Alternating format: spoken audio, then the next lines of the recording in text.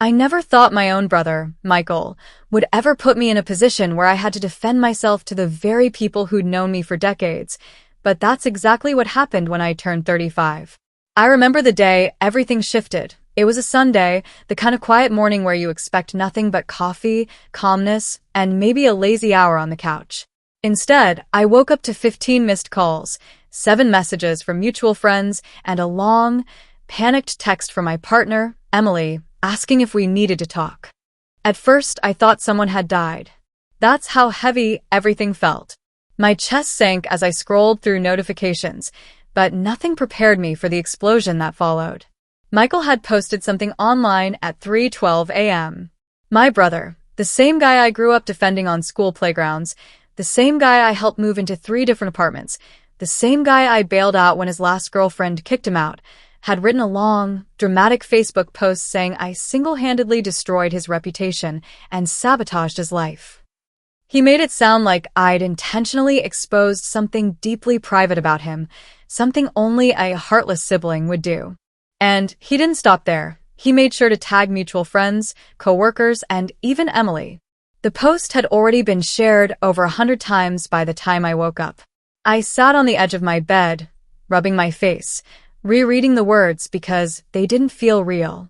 Michael claimed I had told people about a secret of his, a secret that apparently caused him to lose a business opportunity, fall out with a friend group, and spiral emotionally. I didn't even know what I was supposedly accused of. The vague wording made it worse, because people filled in the blanks with the worst possible interpretation. The comments were brutal. Wow, I didn't see this coming from you. Man, family can be the biggest enemy. That's messed up, Alex, seriously. I felt my stomach tighten, like someone had poured acid into it. Emily had texted me at 4:47 a.m. saying she was awake, confused, and worried because people were messaging her asking what I had done. She thought I was sleeping next to her while my world was falling apart online. My phone buzzed again.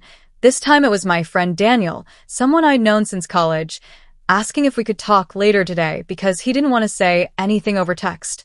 That was the moment something inside me snapped.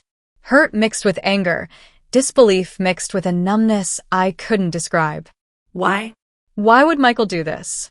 Last time we spoke, 2 weeks ago, everything seemed fine. We'd had a mild argument about his constant lying and excuses, yes, but nothing close to this level of revenge or desperation.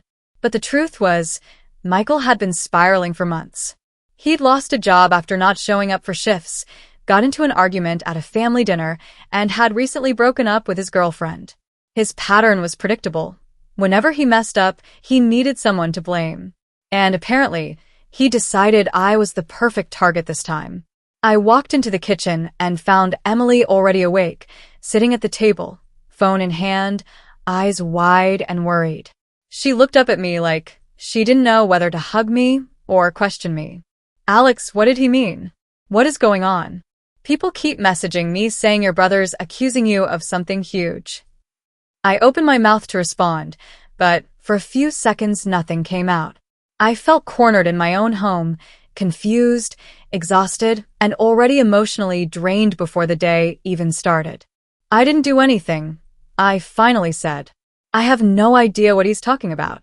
But even saying that didn't make the knot in my chest loosen. Because deep down, I knew Michael didn't post things out of nowhere. If he was accusing me of something this big, it meant he was deflecting something even bigger.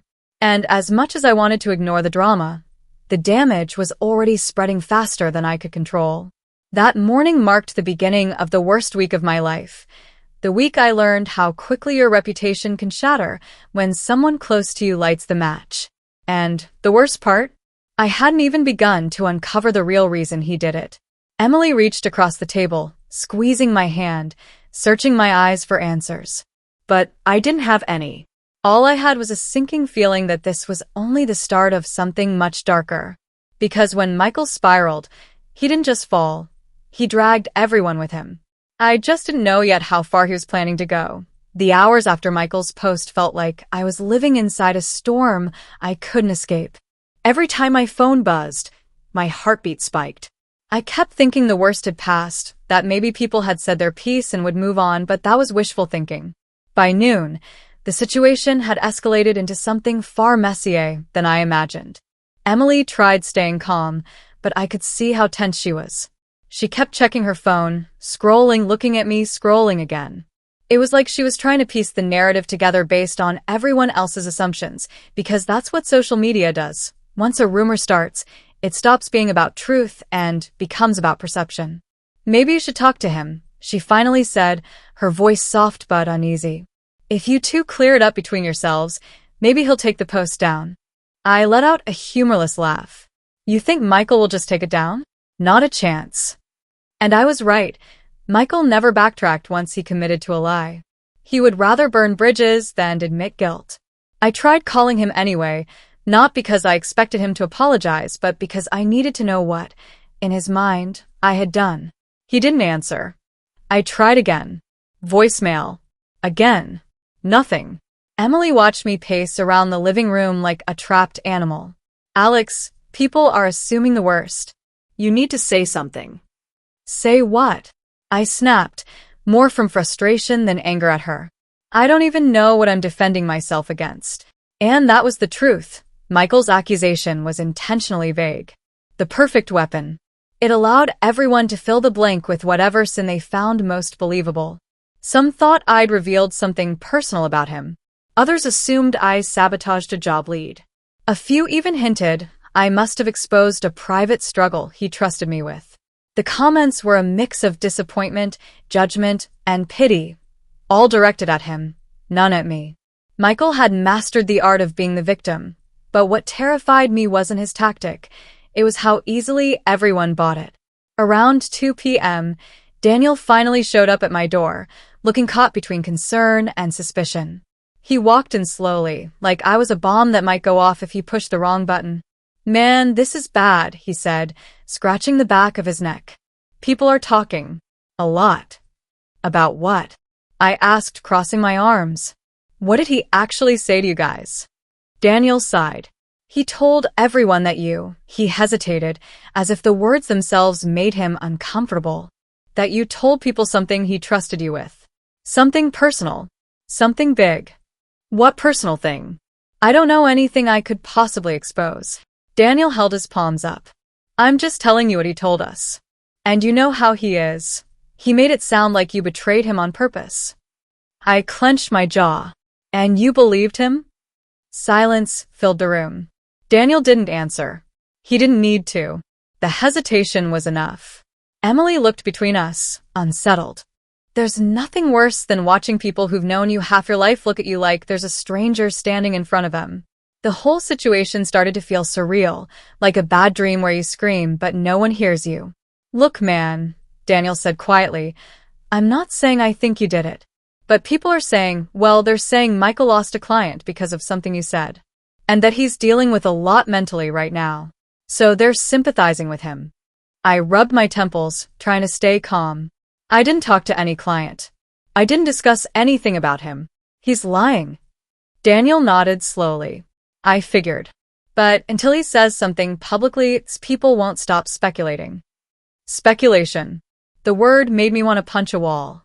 That's all it took for someone's reputation to crumble. Speculation. A vague post. A few emotional words. The appearance of betrayal. And suddenly, I was the villain in a story I didn't write. After Daniel left, Emily finally asked the question she had been holding back all morning.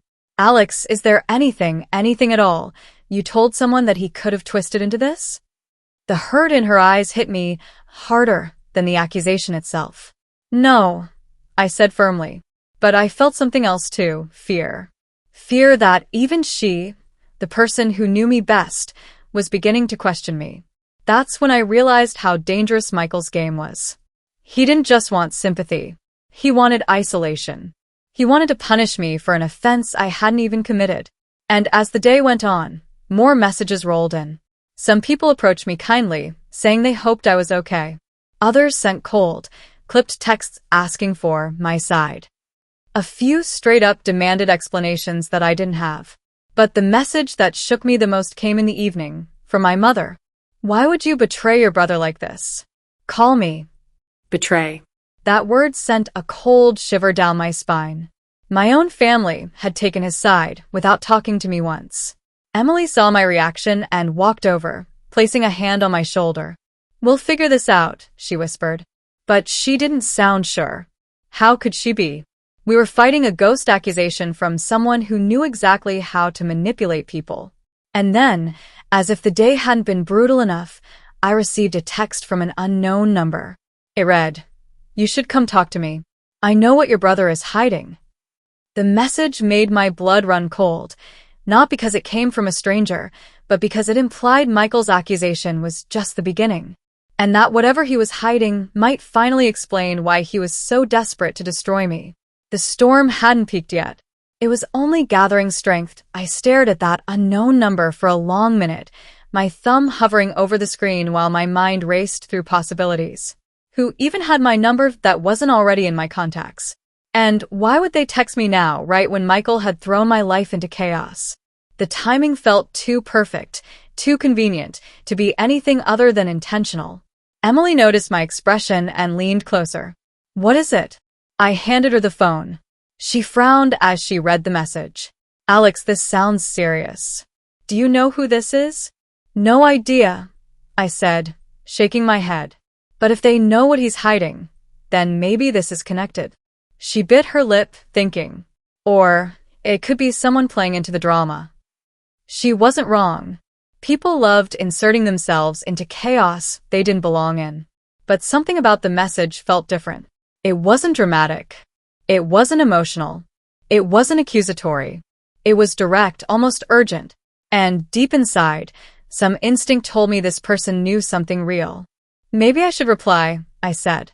Emily hesitated. "Just be careful. Ask who it is first." So I typed, "Who is this?" The 3 dots appeared almost immediately. Someone was waiting for my reply. Then a name flashed onto the screen that made me freeze. "It's Jenna." Emily leaned forward. "Who's Jenna?" I swallowed hard. "Michael's ex." Emily blinked. The one he said was crazy. The one he said lied about him, cheated on him, stalked him, and ruined his life, I said bitterly. "Yeah, that Jenna." Emily's eyebrows rose slowly. "The one he told your whole family to block." "Yep." Except now she was texting me. I didn't know whether to be relieved or terrified. Michael had always painted Jenna as unstable, dramatic, manipulative. But Michael painted everyone as unstable whenever they stopped catering to his behavior. I typed again. "What do you know?" Her reply came within seconds. "Not over text." "Can you meet?" "Tonight." Emily shook her head immediately. "Alex, no. This is too much. She could be trying to drag you into something. Or she could be the only person who actually knows what he's hiding. And what if it's a trap?" Emily's voice trembled slightly. "Your brother already started a war. What if she's adding fuel?" I understood her fear, but something inside me, something logical, tired, and desperate, knew that ignoring this could cost me. "I need answers," I said quietly. "I can't defend myself without knowing what he's talking about." Emily looked torn. After a moment, she said, "If you go, I'm going with you." I shook my head. "No. I don't want you getting dragged into whatever this is." But Emily crossed her arms. "I'm already in it. People are texting me too. I'm not letting you walk into anything alone tonight." Her voice left no room for argument. That was one of the things I loved most about her. She didn't abandon people, even when she was scared. So, I agreed. We decided to meet Jenna in a public place, a diner on the east side of town. The kind that stayed open late and always smelled faintly like coffee and fries. We drove there around 9 p.m., the tension so thick it felt like it pressed against the car windows. Emily kept glancing at me, probably noticing how tightly I gripped the steering wheel. "You okay?" she asked softly. "No," I answered honestly. "But I need to hear her out." When we pulled into the parking lot, I spotted her immediately. Jenna was sitting alone at a corner booth, hoodie on, hair pulled back, staring out the window like she'd been waiting for hours. She looked tired. Not dramatic. Not chaotic. Just exhausted. When she saw us, she gave a small, Uncertain wave. Emily tightened her grip on my arm. "Let's see what happens," she whispered. As we approached, Jenna looked up at me with a shaky exhale. "Alex, thank God you came." Her voice wasn't frantic. It was relieved, almost desperate. I slid into the booth across from her, Emily beside me. "Why did you text me?" I asked bluntly. Jenna looked around, making sure no one was listening. "Because your brother is lying," she said. "And because what he's hiding is finally catching up to him." My heart started pounding. What exactly is he hiding? Jenna leaned forward, eyes sharp but fearful. "The reason he's blaming you," she said, "is because someone else, someone he actually hurt, is coming after him. Hard. And he's terrified they'll expose him publicly. So he's trying to make you the distraction." I blinked. "What do you mean, someone he hurt?" Jenna swallowed hard, her hands trembling slightly. "Alex, your brother didn't lose that job because of performance issues. He didn't lose his last girlfriend because of communication problems. He didn't lose that client because of you. He lost everything because he's been lying, stealing, and cheating people for years. And now one of them is threatening to go public." Emily's eyes widened. "Stealing?" Jenna nodded. "Money, mostly. Small amounts at first, then bigger ones. He borrowed money and never paid it back. He took deposits for jobs he never completed. He even used my credit card without permission." My stomach dropped. It was like a puzzle snapping into place. Every incident, every excuse, every bad break Michael claimed suddenly made sense. Jenna's voice softened. "And Alex, the only reason he blamed you is because he knows you're the one person everyone would believe. So he decided to flip the narrative first." A cold chill ran through me. "Who's coming after him?" Jenna exhaled. "A man named Carter. Someone Michael scammed for thousands. And Carter said if Michael doesn't pay him back by Friday, he's going to expose everything." Emily's hand found mine underneath the table. My pulse was pounding in my ears. Jenna looked at me with a mixture of guilt and urgency. "Michael thinks if he destroys your credibility now, then when Carter exposes him, he can say you were the one spreading lies about him again." My whole body went cold. Michael wasn't spiraling. He was strategizing. He was trying to survive by sacrificing me. And for the first time since this nightmare started, I wasn't just confused or angry. I was scared. Scared because if Jenna was right, then Michael had only just begun. And whatever was coming next would be far worse than a Facebook post. "There's more," Jenna whispered. "And you need to hear it. Because soon this won't just affect him. It'll affect you." For a few seconds, the diner felt unnaturally quiet, like the air itself thickened around us after Jenna said those words. "It'll affect you." I felt Emily's fingers tighten around mine, her grip a silent warning that whatever came next wouldn't be easy to hear. Jenna looked around again, lowering her voice until it barely rose above a whisper. "Michael dragged your name into things you don't even know about," she said. "And once Carter exposes him, people are going to come looking for answers from you too. He's made sure of that." My mind spun. "Explain?" I demanded, trying to keep my voice steady. Jenna swallowed, eyes darting to the table. "You remember when Michael said he was doing small contract jobs last year? Side gigs? The remodeling, the landscaping, the car detailing?" "Yeah," I said slowly. "He said it was freelance stuff." Jenna shook her head. "It wasn't. Well, not all of it. Some jobs were real. But many people, more than a few, paid him deposits for work he never planned to finish. He pocketed the money and disappeared. And when they tried contacting him, he blocked them. Then he told them you were the one who had his business phone for a while. That you must have accidentally deleted some messages or gave someone the wrong quote or mixed up his schedule." I stared at her, disbelief exploding into anger. "He used my name?" She nodded. "A lot." Emily gasped softly. "Oh my God." Jenna pushed a small stack of papers across the table, printouts, screenshots, copies of messages from people complaining, demanding refunds, threatening legal action. And in more than one of those messages, Michael had typed my name. My brother handled my bookings for a bit. Alex must have misunderstood the details. "You should ask him why your appointment disappeared." It felt like acid dripping into my stomach. I never handled anything for him, I said through clenched teeth. I know, Jenna replied. But everyone he scammed was told otherwise. And when these people all come forward, they're going to mention you. I leaned back against the booth, feeling like the entire diner tilted sideways. Emily rubbed my back gently, but I felt hollow, weightless, untethered. Why didn't you tell me sooner? I asked, my voice sharp but shaky. Jenna let out a small, broken laugh. Alex, Michael controlled everything in my life when we were together. If I ever said something he didn't like, he'd make everyone believe I was lying. I tried telling people, but no one believed me. They believed him. Because he was charming, friendly, convincing. And I was just the ex-girlfriend with issues. She paused. And honestly, I didn't know he'd drag you into it until recently. That's why I reached out now. Her voice cracked on the last word. For the first time, I saw how scared she really was. This wasn't gossip. This was a fire Michael had spread so wide it was burning everyone around him. So, Carter, I said slowly, the guy he scammed, how do I fit into that? Jenna's face changed, tightening with fear. Because Michael told Carter that you convinced him to keep the money. Emily's jaw dropped. What?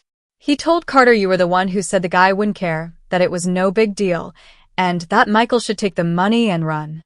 I felt like someone had punched me in the ribs. Hard. I've never even heard of this guy, I said. I know, Jenna whispered. But Carter doesn't. And he's furious. He thinks you and Michael weren't on it together. Emily leaned in, her voice trembling. Is Carter dangerous? Jenna hesitated. Too long. He's persistent, she finally said. And he's angry. Really angry. He said he's done letting people walk all over him. He told Michael he wants his money back or he's going public with everything.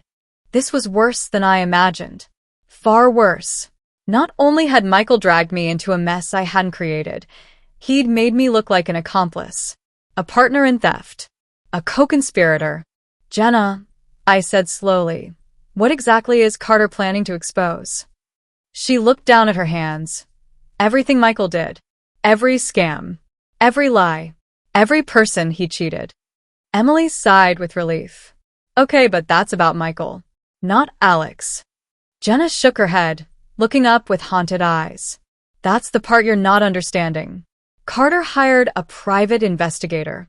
He's gathering everything he can, every name, every lead, every message, every person even remotely tied to Michael. And you, she swallowed hard. You show up in a lot of those messages because Michael kept using you as a shield. A cold, sharp panic knifed through me. So, what?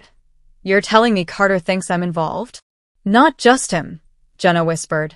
If this goes public and people see your name attached, they'll believe Michael's post even more. Emily pressed a hand to her mouth, horrified. This is why he posted that, she whispered. He knew Carter was going to expose him, so he tried to destroy your credibility first. So people would think you were the liar. My heartbeat pounded so loudly it echoed in my ears. Michael hadn't thrown out a random accusation. He'd laid groundwork. A preemptive strike. A survival strategy built on sacrificing me. Jenna leaned in closer. Alex, this is only the beginning. And if you don't get ahead of this, your brother's mess will become your nightmare. I exhaled slowly, the weight of everything pressing down on me. Why are you helping me? I finally asked. Jenna's expression softened with something like guilt. Because I should have spoken up a long time ago, she whispered. And because you're the only person who ever defended me when we were together. You didn't deserve any of this. The diner lights buzzed above us, a low hum breaking the heavy silence. Emily slid her hand back into mine. Alex, she said softly, we need a plan. A real one. She was right. Because Michael wasn't going to stop. And neither was Carter. And right now, both of their paths were heading straight toward me. There was no escaping it anymore. I just didn't know yet how deep the hole went, or how far Michael was willing to drag me down with him. The drive home from the diner felt heavier than any drive I'd taken in my life. The roads were mostly empty, Streetlights flashing across the windshield in slow, rhythmic patterns that did nothing to calm the storm inside me. Emily stayed quiet beside me, her hands folded tightly in her lap, her gaze fixed out the window. I knew she was processing everything just as intensely as I was. And Jenna's final warning kept replaying in my mind like an echo I couldn't shut off. If you don't get ahead of this, your brother's mess will become your nightmare. By the time we pulled into our driveway, my phone had blown up with dozens of notifications, missed calls from my mom, a few texts from friends asking if I was okay, a message from Daniel that said, "Dude, we need to talk ASAP," and worst of all, a voicemail from my brother. Emily looked over when she saw me freeze. "Is that him?" I nodded slowly. "Yeah." She reached out and rested her hand over mine. "Listen to it when you're ready, not before." But I pressed play anyway. Michael's voice spilled through the speakers, unsteady but calculated. This was his sad, broken victim tone, the same one he used whenever he needed sympathy. "Alex, I don't know what you think you're doing meeting with Jenna. She's lying. She's always lied. She's trying to ruin me. And you're letting her drag you into it. You're making things worse. Just stop while you can." Then his tone changed, colder, edged with a warning. "And don't force me to say things I haven't said yet. I'm trying to protect both of us. But if you push me, I swear." The voicemail cut off abruptly. Emily stared at me, horrified. "He threatened you." "He warned me," I said quietly. "That's worse." I put the phone down and leaned back in the seat, closing my eyes as the weight of everything pressed into me. "He's scared," I muttered. "That's why he's acting like this. He knows Carter's closing in and he's panicking." Emily nodded slowly. "But he's also dangerous when he's cornered. He's already thrown you under the bus once. He'll do it again." We sat there for a while, absorbing the truth neither of us wanted to face. Michael wasn't going to let me walk away clean. Not now. Not with everything about to explode. Inside the house, I paced the living room while Emily changed into pajamas. My mind raced through everything Jenna said. Every lie Michael used, every scam he pulled, every time he attached my name to his mess. How long had he been building this web? How many people believed I was involved? And the real question, the one that twisted my stomach, was why? Why me? Why his own brother? I sat on the couch with my head in my hands, trying to think. How do you fight an attack on your own reputation when the other person already planted seeds of doubt everywhere? How do you prove innocence when someone else has rewritten the narrative? Emily came back and sat beside me gently. "We need to respond," she said. "Not online yet because that'll make you look defensive. But you need evidence. Proof. Something you can show before Carter drops his bombshell." I nodded slowly. Jenna's messages help, but there's still her word versus his. "Then we need more than word," she said. "We need facts." It was then that a thought surfaced, one I hadn't considered in years. Michael had borrowed my old laptop a year ago. He said his own laptop was being repaired. He used mine for almost 2 months. Back then, it didn't mean anything. Now? My blood ran cold thinking about it. Emily caught the expression on my face. "What? What is it?" "He used my laptop," I said quietly, "when he was doing all those side jobs. When he said he was setting up forms, invoices, accounts, emails." Emily frowned. "Alex, are you saying he might have used your laptop to run the scams? Or to message clients?" I whispered.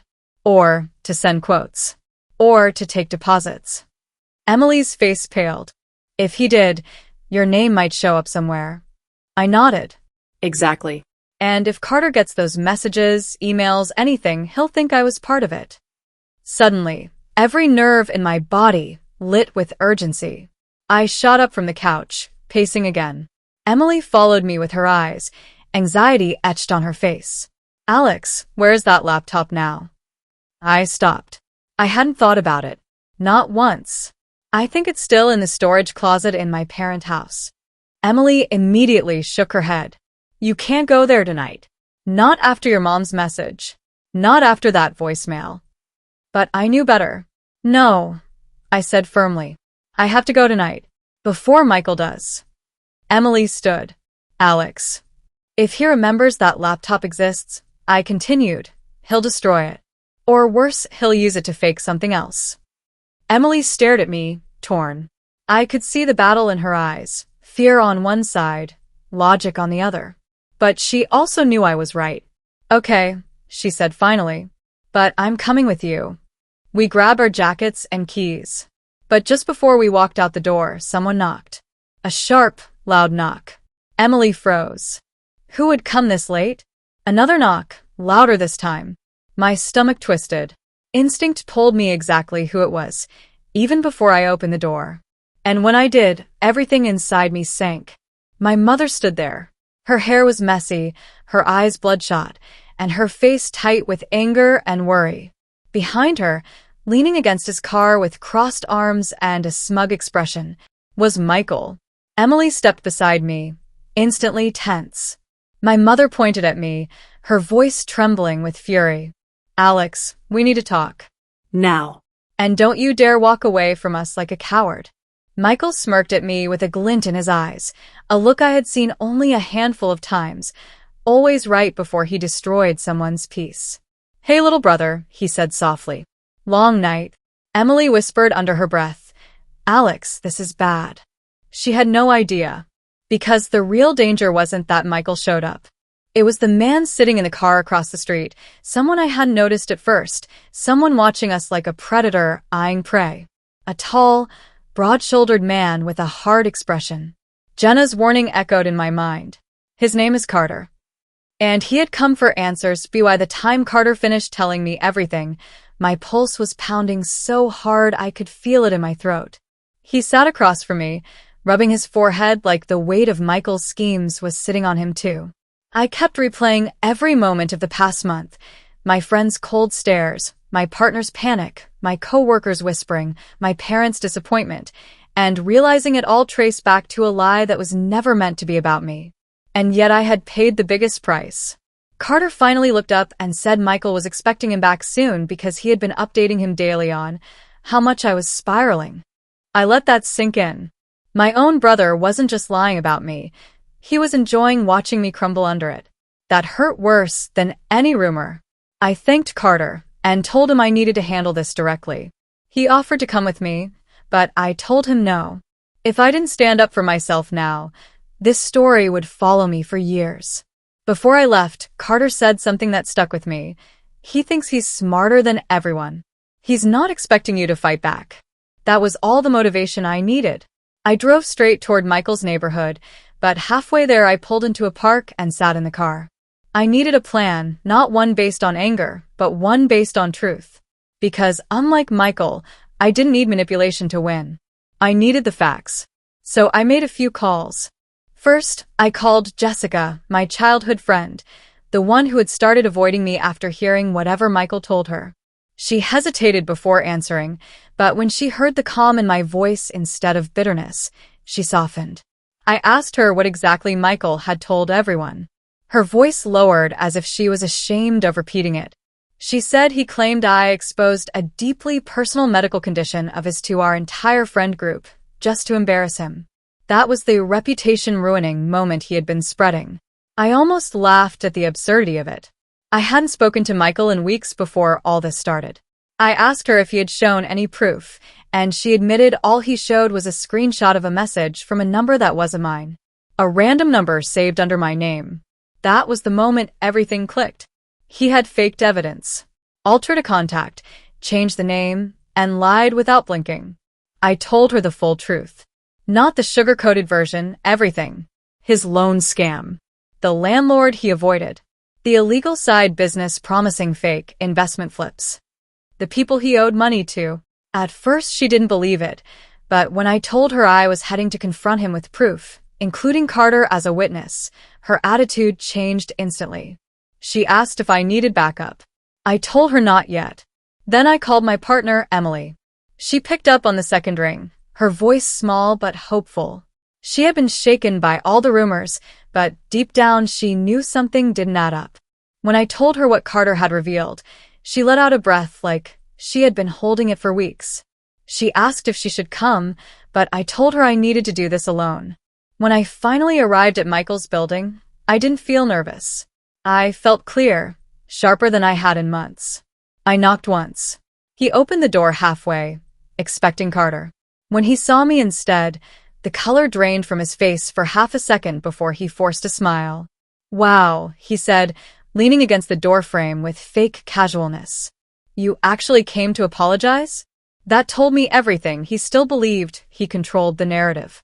I walked inside without waiting for permission. He followed, annoyed but trying to hide it. "Michael," I said, turning to face him fully. "Carter told me everything." His jaw tightened.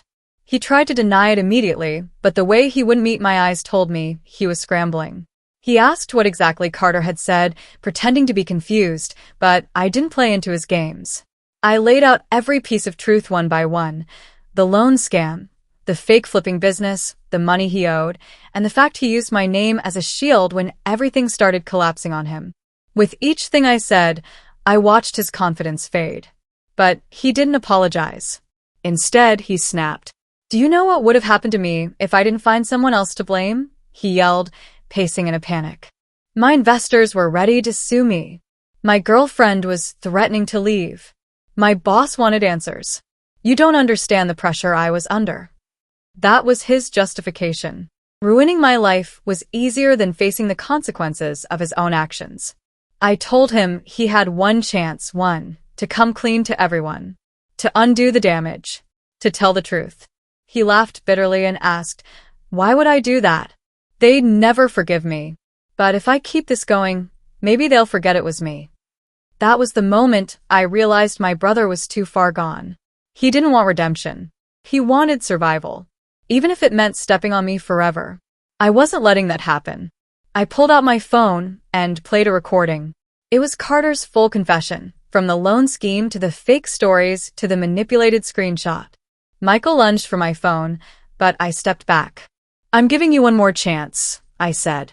"You tell the truth, or I send this to everyone you lied to." His face shifted into something dark and unfamiliar. He told me I wouldn't dare. He told me I owed him for all the years he made me look good. He told me I was nothing without him. And in that moment, I realized something freeing. My brother had never been my supporter. He had been my shadow, trying to keep me beneath him, and when I stepped out of it, he panicked. I walked out of his apartment without saying another word. As soon as I got in my car, I hit send. The recording went to Jessica, Emily, our parents, our group chat, and 2 of his investors who had reached out to me confused about the rumors. I didn't feel revenge. I felt release. Because for the first time in weeks, the truth wasn't trapped in my head. Within minutes, my phone exploded. Messages, missed calls, voice notes, people in shock, people apologizing, people furious, at him, not me. And then Emily's message popped up, finally. "Come home. Please." I started the car and drove away from Michael's building for the last time, not realizing how much bigger the fallout would become in the next 24 hours. By the next morning, my phone looked like it had survived a hurricane. Every notification was a storm cloud made of shock, anger, confusion, and apologies, all hitting at once. People who hadn't spoken to me in weeks were suddenly sending paragraphs, some begging for forgiveness for believing Michael, others furious that he had manipulated everyone so easily. But the reactions weren't what surprised me most. It was the speed at which the truth spread. Jessica had already forwarded the recording to 2 other friends who forwarded it to their groups, and suddenly the entire circle that once turned their backs on me was now collectively turning their backs on him. Not out of pettiness. Out of realization, out of disgust, out of betrayal. Emily was waiting on the couch when I walked into our apartment. She stood up the second I stepped inside. For a moment, neither of us said anything. She looked at me with this mixture of relief and guilt, like she wasn't sure what she was allowed to feel yet. I didn't want her to apologize, but she did anyway, whispering how sorry she was for doubting me, how scared she had been when the rumors spread, how overwhelmed everything had felt. I told her the truth. Anyone would have panicked the way she did. Michael had crafted his story so convincingly that even the most loyal person would have questioned something. Truthfully, I was surprised she had held out hope for me as long as she did. She hugged me like she was afraid I might disappear again, and for the first time in weeks, I felt the fog in my chest lift. But while my world was beginning to steady itself, Michael's was crumbling at a speed I couldn't have predicted. By noon, one of his investors, who had already been suspicious, sent me a message saying they were filing an official fraud report. Another person Michael owed money to said they'd been waiting for someone to confirm he was lying. Now they had the evidence they needed. And then my parents called. Not individually, together. That never happened unless something serious was unfolding. Their voices were tight with shock and disappointment, but not toward me. This time, it was directed at him. They asked me to come over because we need to talk as a family. I almost laughed. Family? After everything? But I went anyway. Not to defend myself, those days were over, but to hear what they had to say. When I arrived, the atmosphere in the living room felt heavy, like the air itself carried tension. My mom had tears in her eyes. My dad looked angrier than I'd ever seen him. They apologized, not a simple sorry, but a deep, regretful admission that they had failed me by believing Michael without giving me the benefit of the doubt. They said they thought they were doing the right thing by trying to protect one son who seemed to be falling apart, but in doing so, they had let the other son drown. It was the first time my dad admitted that he always saw Michael as fragile, someone who needed rescuing, someone who couldn't handle consequences. Meanwhile, I was the strong one, the one who always figured things out, who didn't ask for help, who didn't cause problems. But strength can be a curse when it blinds the people who love you into thinking you don't get hurt. I told them I appreciated the apology, but the truth was simple. The damage had been done. I wasn't angry anymore, not in the explosive way I had been. But I was tired, and trust doesn't magically reappear because the truth finally came out. My dad agreed and said rebuilding would take time, but they were willing to do whatever it took. I didn't promise anything. I couldn't, not yet. As we talked, Michael was nowhere to be seen. My parents said he had left the house early that morning, apparently after receiving dozens of messages from people demanding answers. He hadn't replied to any of them. He hadn't called our parents. He hadn't tried to defend himself. He had simply disappeared into silence. But that silence didn't last long. Around 4 p.m., my phone buzzed with a message from an unknown number. It was short, barely a sentence. Meet me behind the old warehouse. We need to talk. My stomach tightened. The last time Michael wanted to talk, it ended with him lying to half the city about me. Part of me wanted to ignore it, but another part knew this story wouldn't end until I faced him one last time. Besides, the location wasn't random. That warehouse was where we used to hang out as teenagers, a place where we'd vent about school, girls, life. A place where, ironically, we trusted each other. I went alone. Not because I thought it was safe, but because bringing anyone else would turn this into something uglier. When I arrived, he was already there, leaning against the wall with dark circles under his eyes and a look that wasn't anger or arrogance. It was defeat. He didn't even look up when I approached. He just said, "I guess you won." That sentence revealed everything about how he viewed the world, not in terms of right or wrong, but winning or losing. I told him I hadn't won anything. All I did was tell the truth he forced me to reveal. At first he stayed quiet, hands shoved in his pockets, eyes staring at the ground like he was trying to make himself invisible. But then, in a low voice, he said something I never expected. I didn't think it would go this far. I stared at him, stunned. Not because the words were surprising, because they were so cowardly. He had watched me lose friends, nearly lose my relationship, collapse emotionally, and he still thought it was not that far? He tried to explain, rambling about the pressure, the debts, the people threatening him, how he felt cornered. But every reason sounded like a justification rather than an apology. And then he said the one thing that made my blood run cold. I thought if you took the hit for a little while, everything would calm down and then I'd fix it later. Fix it? There was no fixing what he had done. There was no later where my life magically bounced back because he decided it was convenient. I told him he didn't just lie. He weaponized my character, my reputation, my relationships because he assumed I was strong enough to handle the fallout he created. He didn't deny it. We stood there in silence, the weight of years of resentment hanging between us. Then he looked at me for the first time that day, and his voice broke slightly. "I didn't want to lose everything," he whispered. I told him I understood the fear, but fear doesn't excuse destruction. And he destroyed everything anyway. Then came the final blow.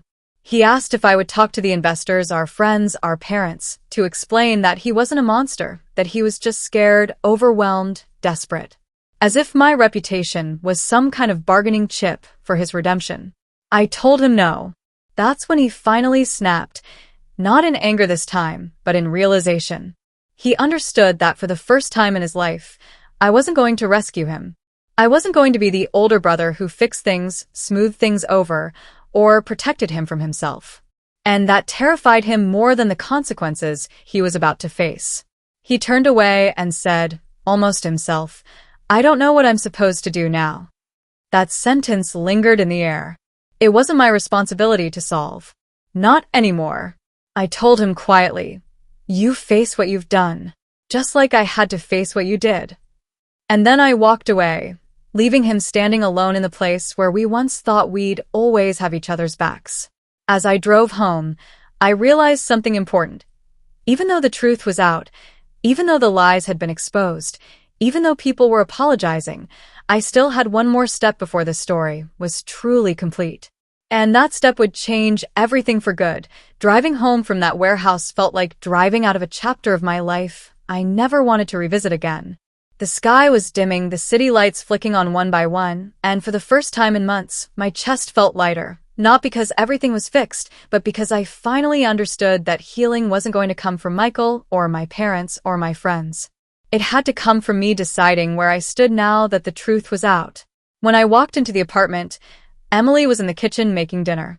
She turned when she heard the door, her eyes searching my face for any signs of how the confrontation went. I didn't have to say anything. She could read it in the exhaustion on my face. She stepped closer, held my hand, and whispered, "It's over now, right?" I nodded, though I wasn't sure if over was the right word. The damage wouldn't vanish overnight. The pieces still needed to be picked up, but the storm had finally passed. For dinner, I barely tasted the food. My mind kept replaying the warehouse conversation, the hollow look in Michael's eyes, the realization that our relationship might never be mended. Emily didn't push me to talk. She simply stayed close, grounding me with her presence. After dinner, she said we should take a walk, something simple to reset our minds. And for the first time in weeks, walking outside didn't feel like every pair of eyes was judging me. It felt normal again. The next morning, the consequences of the truth hit full force. I woke to a barrage of messages, not for me, but about him. Screenshots from friends. Posts from people in our community. Notes from 2 investors who said legal action had begun. Even his boss had reached out to me, apologizing for ever believing the lie and informing me that Michael hadn't shown up for work. That didn't surprise me. What did surprise me was a long message from my mom saying that Michael had finally come home at dawn, looking defeated, and confessed everything. She said he broke down in the kitchen, admitting he didn't know why he did it except that he couldn't face losing everything he had built his identity around. She said she felt torn between heartbreak and disappointment, unsure how to help a son who didn't want to be helped. My dad, unsurprisingly, reacted differently. He told Michael to leave the house and come back only after he accepted responsibility instead of expecting sympathy. For the first time ever, my dad didn't shield him. I didn't reply to her message. Not because I was angry, because I didn't know what to say. Later that afternoon, I received a call from Jessica asking me to join a group gathering that evening. They all wanted to talk in person, she said. They wanted to see me, apologize properly, rebuild. I hesitated. Part of me wanted to say no, not out of bitterness, but because the idea of facing everyone at once felt overwhelming. But Emily encouraged me to go. She said it was important for closure, that avoiding the people who hurt me would only give the trauma more room to grow. So I agreed. The gathering was at Eric's house, someone who once considered me a brother but had completely distanced himself after Michael's accusations. When I arrived, people looked nervous. Not because they feared me, but because they feared they had permanently damaged our connection. One by one, they apologized. Genuinely. Not the shallow, sorry for the misunderstanding kind, but the gut-level kind that comes when someone realizes they betrayed someone they love. They told me how manipulated they felt, how convincingly Michael had woven his lies, how guilty they were for not questioning it. I didn't sugarcoat anything. I told them how alone I felt, how painful it was to be isolated by the people I trusted most, how humiliating it was to feel like a criminal without ever committing a crime. But I also told them that forgiveness wasn't a switch, it was a process. And if they were willing to walk through that process with me, I would meet them halfway. The relief on their faces was unmistakable. After the gathering, Eric walked me to my car and said something that stuck with me. This showed us who we are under pressure. Most of us failed, but you didn't. And that's why we're proud to have you back. I didn't know how to respond. I just nodded, grateful but still processing everything. But the real turning point came 2 days later. I received an email from a lawyer representing one of Michael's scammed investors. They wanted to know if I still intended to press defamation charges, considering the scale of what he had done. I hadn't even thought about legal routes. My mind had been too focused on surviving the emotional destruction. The lawyer explained that because Michael used my identity to shield himself, and because the accusations caused significant damage to my reputation and personal life, I had grounds to pursue a serious claim. This wasn't about revenge. It was about protecting myself from ever being used as someone's escape route again. Still, the idea made me uneasy. Would it destroy him? Probably. But hadn't he already destroyed me? Emily told me something that clarified everything. Holding someone accountable isn't cruelty. It's justice. What he did wasn't a mistake. It was a decision. I scheduled a meeting with the attorney. Not because I wanted to punish him, but because accountability was necessary for healing for both of us. But before the meeting, something unexpected happened. Michael showed up at my apartment. When I opened the door, he looked nothing like the brother I grew up with. He looked hollow, like someone who had been stripped of every lie he ever used to hold himself together. He asked if he could talk. Emily stayed inside while I stepped out. He took a deep breath and said he knew what was coming. He knew about the investors, the fraud report, the recordings, everything. And then he asked me a question that caught me off guard. Are you going to ruin my life on purpose? Or let it happen naturally? The old me might have tried to soften the blow, tried to reassure him, tried to carry some of his guilt. But not anymore. I told him that his life wasn't something I had the power to ruin. He had already done that on his own. All I did was stop him from ruining mine. He looked down, nodding slowly, tears forming in his eyes but never falling. He whispered that he was sorry, not for the damage he caused, but for the person he had become. I believed him, but an apology doesn't erase consequences. I told him I hoped he found a way to rebuild himself, but I wasn't going to sacrifice my healing for his comfort ever again. He didn't argue. He didn't beg. He just said, I hope one day you won't hate me. I replied, I don't hate you. I just can't protect you anymore. That was the last real conversation we ever had. In the weeks that followed, the legal process began. My friendship slowly healed. My relationship with Emily grew stronger. My connection with my parents became more honest. And I finally felt like myself again. Not the version of me who lived in Michael's shadow, not the version who was crushed by his lies, but the version who knew his own worth. And the final step? I made peace with the truth. Sometimes family betrays you deeper than strangers ever could, but survival isn't about holding on to them. It's about holding on to yourself.